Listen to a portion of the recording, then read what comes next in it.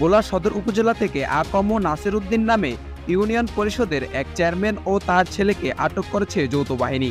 এ সময় তাদের বাড়িতে তল্লাশি চালিয়ে দুটি আগ্নেয়াস্ত্র ও বেশ কয়েকটি দেশীয় অস্ত্র জব্দ করা হয়েছে। শুক্রবার 20 সেপ্টেম্বর ভোরে ভোলা সদর উপজেলার আবহাওয়া অফিস রোড এলাকার নিয়াজি বাড়িতে অভিযান চালিয়ে তাদের আটক করা হয়। এদিন সকাল 10:30টায় করা এক প্রেস ব্রিফিংয়ের মাধ্যমে বিষয়টি নিশ্চিত করেছেন কোস্টগার্ড দক্ষিণ জোন।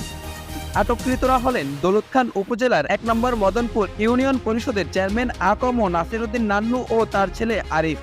দক্ষিণ জোনের staff officer operation lieutenant Sabbir জানান, বেশ কিছুদিন ধরে ভোলা জেলার সদর উপজেলা স্টেডিয়াম সংলগ্ন এলাকা সহ মনপুরা ইউনিয়নের বিভিন্ন এলাকায় এবং চরে AKM নাসির উদ্দিন নান্নু মিয়ার নেতৃত্বে একটি দুর্ধর্ষ সন্ত্রাসী দল স্থানীয়দের জিম্মি করে চাঁদাবাজি, জমি দখল ও বিভিন্ন অপকর্ম পরিচালনা করে আসছিল।